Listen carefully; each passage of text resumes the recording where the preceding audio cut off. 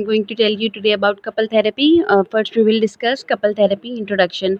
Couple therapy introduction में ये हमें बता रहे हैं, जो ऑथर हैं कह रहे हैं कि मेरिंग जो काउंसलिंग इंस्टीट्यूट था 1930 में, उसने यूनाइटेड स्टेट्स में जो है कपल थेरेपी के ऊपर और कपल थेरेपी के इश्यूज़ के ऊपर उसने डिस्कशन स्टार्ट की। अच्छा जी, इसके अलावा जो है इन्होंने कपल थेरेपी इंट्रोड्यूस करवाई, कपल थेरेपी के प्रॉज एंड कॉन्स इंट्रोड्यूस करवाए और उन तब कपल्स के लिए थेरेपी को इंट्रोड्यूस करवाया जो अपने रिलेशन को बेहतर बनाना चाहते थे या एटलीस्ट वो अपने रिलेशन को डिसबैंड करना चाहते थे, यानी कि ख़त्म करना चाहते थे। अच्छा जी, थेरेपी के अंदर क्या-क्या चीज़ें इंक्लूड होती थी? प्रॉब्लम सॉल्विंग इंक्लूड होती थी, कम्युनिकेशन स्किल बिल्डिंग इंक्लूड होती थी, identification of the goals and relationship responsibilities include हुआ करती थी।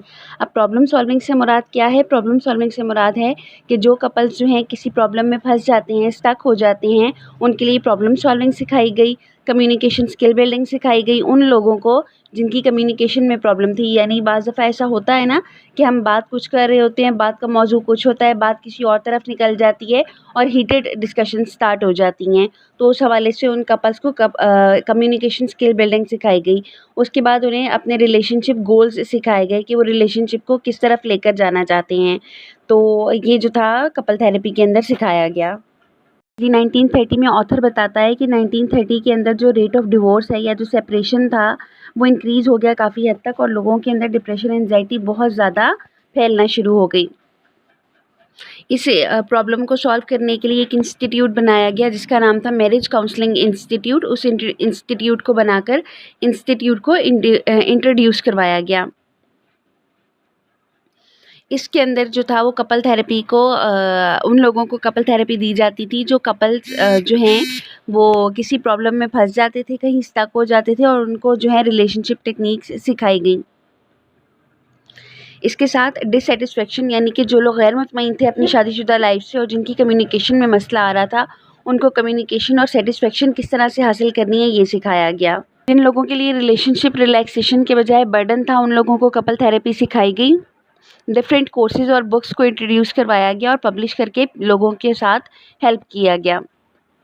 जो कपल काउंसलर्स थे वो दो चीज़ों पे एक्ट करते थे, पर्सनैलिटी परसेप्शन, ओपिनियन और वैल्यूज़।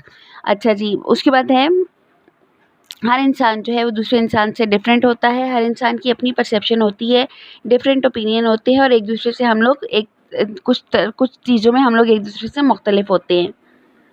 अगर 100 लोग ले लिए जाएँ तो 100 लोगों के अंदर जो है वो डिफरेंट ओपिनियन होगी। अब कपल काउंसलिंग के अंदर जो है हर बंदा अपनी ओपिनियन को डिस्प्ले कर सकता है, अपने परसेप्शन को डिस्प्ले कर सकता है। जो था रीज़न कपल मैरिटल डिस्कॉर्ड की वो रिलीजन भी था, यानी रिलीजन को लेके लोग बहुत ज़्यादा ज़्यादती कर जाते थे या सख्ती कर जाते थे या बहुत ज़्यादा कंफ्यूज हो जाते थे रिलीजन को लेकर। तो उनके बारे में भी कपल्स ने सोचा कि ये भी कलेक्टिव फैक्टर्स हैं। अब हम डिस्कस करेंगे कपल थेरेपी के रूल्स, रेगुलेशंस और प्रिंसिपल्स को। कपल थेरेपी के अंदर ये रूल था, कौन कौन से रूल थे, कौन कौन से प्रिंसिपल्स थे, कौन कौन सी रेगुलेशंस थी, वो हम देख लेते हैं। सबसे पहले है कि थेरेपिस्ट जो है वो कॉन्फिडेंशियल डायलॉग प्रोवाइड करेगा। इसका मतलब ये है कि कम्युनिकेशन और डायलॉग जो है वो इतना मुश्किल नहीं होगा कि क्लाइंट को अंडरस्टैंड ना कर सके क्लाइंट उसे। एक थेरेपिस्ट जो है उसके बाद है कि थेरेपिस्ट जो है क्लाइंट को इस काबिल बना देगा कि वो अपनी प्रॉब्लम्स को खुद सॉल्व कर सके। क्लाइंट के अंदर इतना पोटेंशियल पैदा कर देगा कि वो अपनी प्रॉब्लम्स और कॉन्फ्लिक्ट्स को डील कर सके।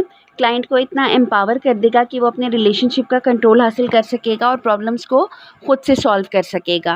इसके अंदर जो प्रॉब्लम सॉल्विंग स्किल्स हैं उन स्ट्रेटजीज़ को स्ट्रॉन्ग करना है, कपल से रेलिवेंट चीज़ों को आस्क करना है, रेलिवेंट इन्फॉर्मेशन सीख करनी है, एप्रोप्रिएट वेज बताने हैं और उनके रिलेशनशिप का जो व्यू है उसको चेंज करना है।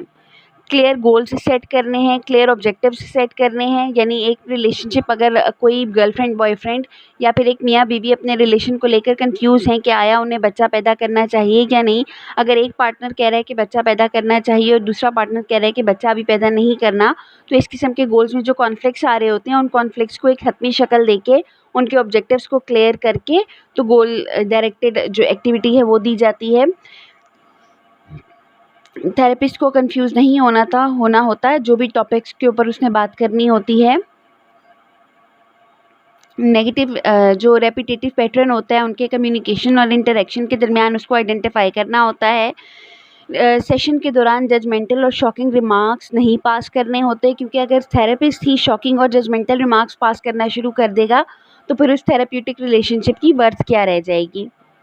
ऐसे क्वेश्चन बोलने होते हैं why, how, when, why and where etcetera. Interaction को जो है वो पॉजिटिव बनाना होता है और इमोशनल थेरेपिस्ट की जो इमोशनैलिटी है उसको स्टेबल होना चाहिए। थेरेपिस्ट को जो है वो नॉर्मली एक्ट करना चाहिए, फेमिनिज्म को सपोर्ट नहीं करना चाहिए, ना ही मेल ओरिएंटेड थ्योरीज़ को, मेल ओरिएंटेड थ्योरीज़ को ना ही उसकी साइड लेनी चाहिए। न्यूट्रली एक्ट करना चाहिए। थेरेपिस्ट को जो है क्लाइंट की जितनी भी नेगेटिविटी है उसे चेंज करना चाहिए, उसे फ्लेक्सिबल बनाना चाहिए, क्योंकि क्लाइंट को नहीं पता होता, थेरेपिस्ट को नहीं पता होता, मैं थेरेपिस्ट का जिक्र कर रही थी कि थेरेपिस्ट को जो है वो काउंसलिंग में चेंज, जो नेगेटिव उनके पैटर्न्स हैं उनको चेंज करना चाहिए, उन्हें क्लाइंट्स को कैपेबल बनाना चाहिए, फ्लेक्सिबिलिटी शो करनी चाहिए, उनको हर सिचुएशन में सेटल होने की कोशिश करनी चाहिए, क्योंकि उन्हें नहीं पता क्लाइंट जो है किस पैराडाइम के साथ, किस फिजिकल स्टेट में उनके पास आएगा। उसको जो है वो स्टक और रिजिड नहीं होना चाहिए, उसे क्लाइंट की रिस्पेक्ट करनी चाहिए, कॉन्फिडेंशियलिटी मेंटेन करनी चाहिए, एम्पैथी मेंटेन करनी चाहिए। रूल्स और रेगुलेशन थेरेपी के अंदर एक दफ़ा शेयर कर देने चाहिए। ठीक है जी।